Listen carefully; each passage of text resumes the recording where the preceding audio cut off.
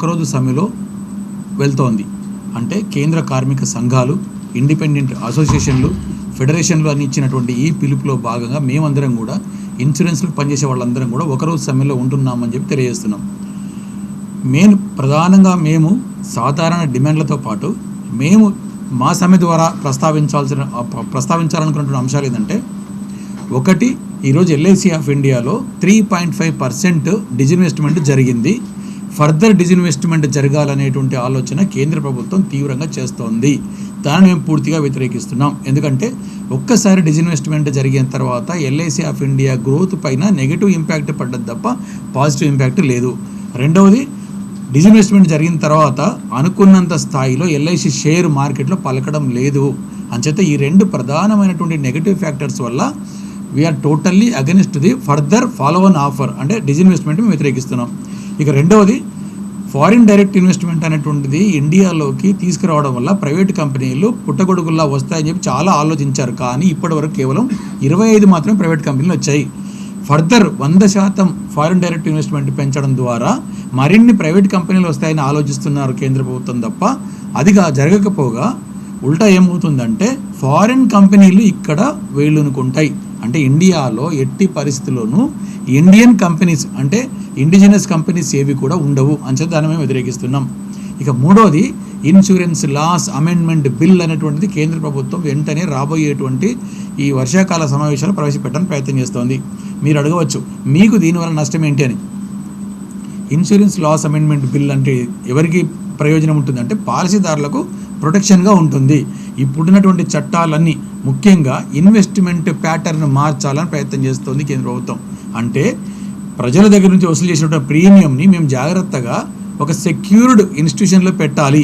అట్లాంటి ప్రొవిజన్కి తిరోధకాలు ఇచ్చి బీమా సుగమ్ అనే పేరు పైన ప్రైవేటు సెక్టార్లో కూడా ప్రజల యొక్క లేదా పాలసీదారుల యొక్క డబ్బులన్నీ కూడా ఇన్వెస్ట్మెంట్ చేయవచ్చు అనేటువంటి వెసులుబాటు తీసుకురావడం వల్ల పాలసీదారుల సొమ్ముకు భద్రత ఉండదు.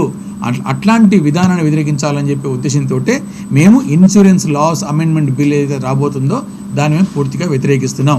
ఈ 3 ప్రధాన అంశాలతో పాటు ఇన్సూరెన్స్ రంగంలో పనిచేస్తున్నటువంటి ఉద్యోగులందరికీ కూడా పెన్షన్ సిస్టమ్ 1995 వర్తిస్తుంది. కానీ 2012లో అపాయింట్ అయినటువంటి ఎస్పెషల్లీ మన హైదరాబాద్ డివిజన్ ద్వారా, అంటే ఏపీ తెలంగాణ ప్రాంతాల్లో 390 మంది అపాయింట్ అయితే వాళ్ళందరికీ ఈ పాత పెన్షన్ విధానాన్ని ఇవ్వడం లేదు. అంచేత పాత పెన్షన్ విధానాన్ని అమలు చేయడం కోసం జీవో 57 అని చెప్పి ఒకటి వచ్చింది. అది ఫైనాన్స్ మినిస్ట్రీ నుంచి వచ్చింది. అది DFS, department of finance secretary నుంచి వచ్చింది. వాళ్ళు ఇచ్చినటువంటి జీవో 57ను అమలుపరచడం కూడా ప్రధాన ధ్యేయంగా ఈ సమ్మెలో మేము పాల్గొంటున్నాం. అన్నిటితో పాటు కనీస వేతనాలు, ఇతరత్ర అనార్గనైజ్డ్ సెక్టార్కి సంబంధించినటువంటి అంశాలన్నీ కూడా ప్రస్తావిస్తూ ఈ జూలై 9 సమ్మెలో దేశవ్యాప్తంగా all India insurance employees association సభ్యులంతా పాల్గొంటారని చెప్పి మీ ద్వారా మేము ప్రజలందరికీ తెలియజేస్తున్నాం. ప్రజలందరితో కూడా విజ్ఞప్తి చేస్తున్నాం, దయచేసి మా సమ్మెకు మద్దతు పలకండి. ఈరోజు 5:30కి మన రెడ్ క్రాస్ బిల్డింగ్లో సెమినార్ ఏర్పాటు చేస్తూ ఉన్నాము. ఈ సెమినార్ యొక్క ముఖ్య ఉద్దేశం ఏంటంటే, ఈ 9th జనవరి రోజు జూలై రోజు నేషన్ వైడ్ స్ట్రైక్ చేస్తూ ఉన్నాము. ఎల్ఐసి ఎంప్లాయీస్గా మేము కూడా స్ట్రైక్లో పార్టిసిపేట్ చేస్తూ ఉన్నాము. ఆ స్ట్రైక్ ముఖ్యంగా ఈ ఎల్ఐసి మీద ఈ కేంద్ర ప్రభుత్వం ఎప్పుడైతే ఉందో దీన్ని ఎల్ఐసిని నిర్వీర్యం చేయాలని చెప్పి కుట్రలు పంతా ఉంది.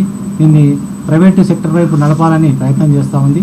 దీన్ని అడ్డుకోవాలని చెప్పేసి మేము ఈ సమ్మెలో పాల్గొంటున్నాము. అదేవిధంగా మా ఎంప్లాయీస్ కూడా ఎన్పిఎస్ సిస్టమ్ అనేది ఉంది. 2010 తర్వాత అపాయింట్ అయిన వాళ్ళకు ఆ ఎన్పిఎస్ రద్దు చేసి మా ఓల్డ్ పెన్షన్ స్కీమ్ రావాలని చెప్పేసి మేము డిమాండ్ చేస్తూ ఉన్నాము. అదేవిధంగా మా ఎల్ఐసిలో రిక్రూట్మెంట్ అనేది క్లాస్ 3 and 4 క్యాడర్లో రిక్రూట్మెంట్ చేయడం లేదు. ఆ రిక్రూట్మెంట్ కూడా ఇమ్మీడియట్గా చేయాలనేటువంటి డిమాండ్తో మేము వెళ్తూ ఉన్నాము. ఈ గవర్నమెంట్ ఏం చేస్తూ ఉందంటే, ఎల్ఐసిని ఇవి ఆల్రెడీ 3.5% షేర్స్ స్టాక్ మార్కెట్లో అమ్మడం జరిగింది. రాబోయే ఇప్పుడు వర్షాకాల సమావేశ బడ్జెట్లో దీన్ని 10% షేర్స్ అమ్మాలని ప్రయత్నంతో ముందుకెళ్తా ఉంది. దాన్ని తీవ్రంగా మేము ప్రతిఘటిస్తూ ఉన్నాము. అదేవిధంగా ఎల్ఐసిలో ఎఫ్డిఐని 100% చేయాలని ట్రై చేస్తూ ఉంది. ఆల్రెడీ 74% ఎఫ్డిఐ ఉంది. దీన్ని 100% చేయాలని ట్రై చేస్తూ ఉంది.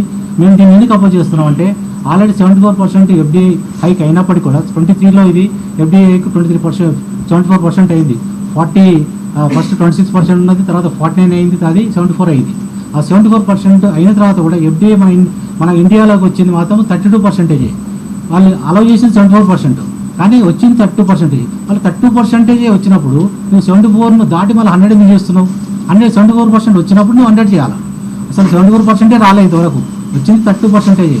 30% నువ్వు 74 నుంచి 100 చేయడం అనేది చాలా ఇది ఫారెన్ డైరెక్ట్ ఇన్వెస్ట్మెంట్ ఇక్కడ వచ్చినట్టయితే ఏమవుతుందంటే మన దగ్గర పెట్టుబడులు వచ్చి మళ్ళీ మన యొక్క ప్రజల యొక్క సొమ్మును ఇక్కడ వీళ్ళు ఎంకరేజ్ చేసుకొని వాళ్ళ కంట్రీస్కు తరలించే అవకాశం ఉంది. కాబట్టి మేము దీన్ని తీవ్రంగా అపోజ్ చేస్తూ మేము ఈ స్ట్రైక్లో పార్టిసిపేట్ చేస్తూ ఉన్నాము.